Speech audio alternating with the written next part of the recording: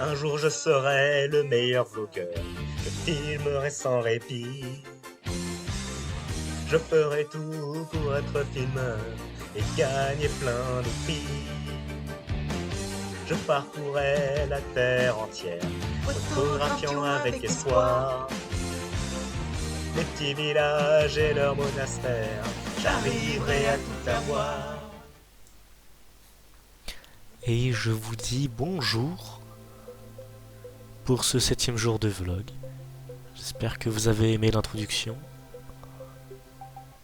Voilà donc le petit déjeuner avec une magnifique soupe miso qui était excellente. Je profite d'être dans cette aire d'autoroute pour vous dire que le clip que vous avez vu au début de la vidéo va être publié bientôt sur ma chaîne. Donc abonnez-vous si vous voulez tout voir. Parce qu'il y a quand même le refrain. C'était un petit teasing. C'est un peu l'opening de ce vlog. Si jamais on veut voir les choses en grand. Donc il fallait bien rentrer du coup de Takayama pour aller à Kyoto. Du coup la neige a continué de nous suivre malgré le ciel bleu. Enfin, il n'y avait pas de nuages en gros. Mais il y avait encore de la neige.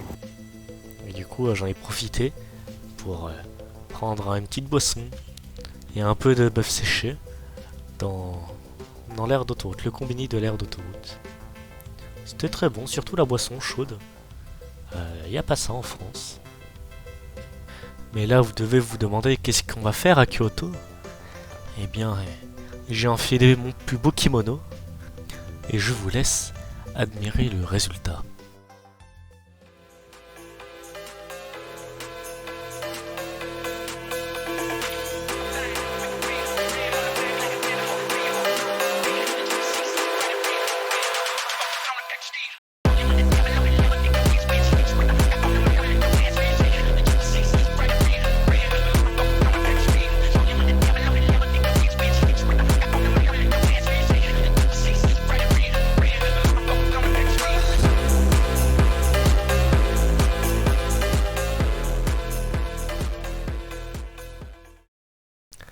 Et j'espère que ça vous a plu.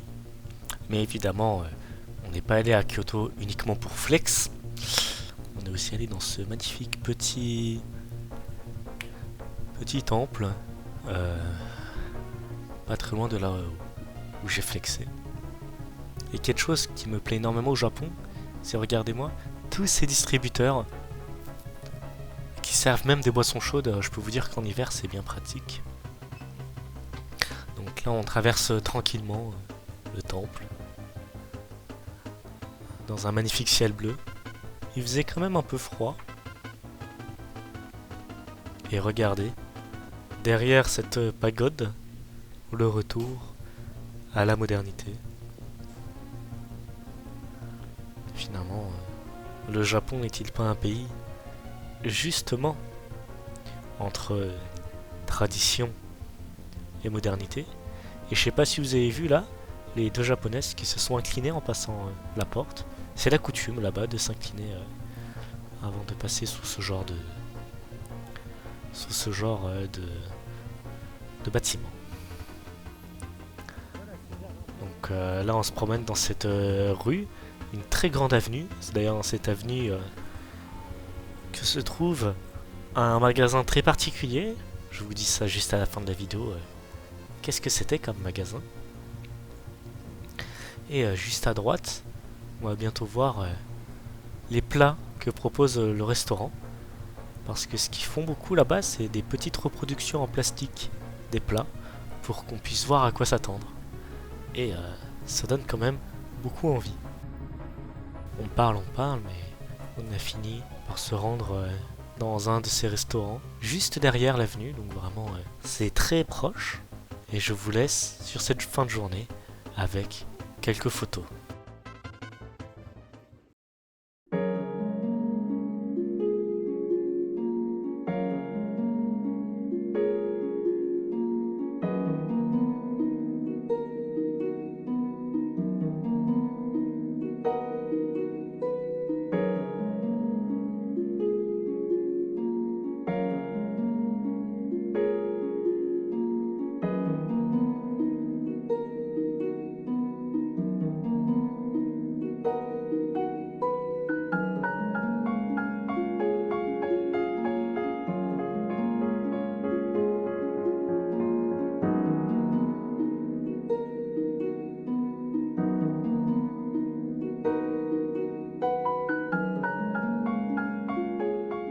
Et donc oui, c'est bien dans cette avenue que se trouve le Nintendo Store de Kyoto.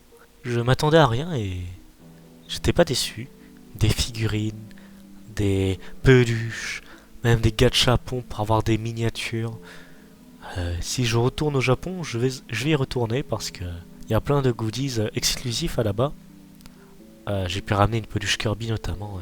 Elle est incroyable, elle est trop belle. Et voilà.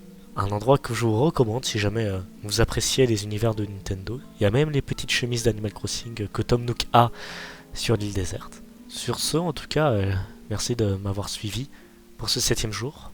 On voit quand même qu'on approche doucement de la fin parce que il va rester que 4 jours à partir de demain. Et d'ailleurs, demain, je vous donne rendez-vous à 10h pour le jour 8. Abonnez-vous, mettez un pouce bleu. Salut.